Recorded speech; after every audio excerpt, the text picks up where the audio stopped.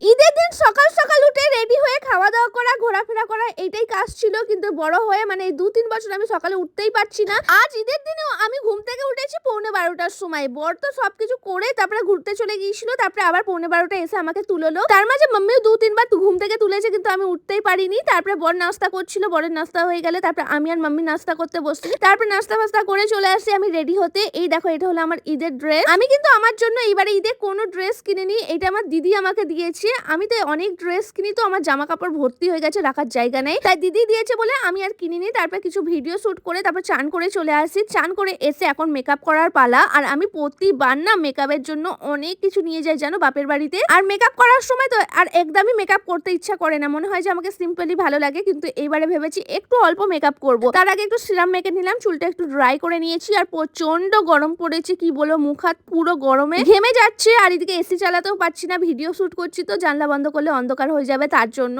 আর তোমাদের সবাইকে ঈদ মুবারক। আমার ঈদের দিনটা অতটা ভালো কাটেনি, তোমাদের দিনটা কেমন কাটলো কমেন্ট করে বলো।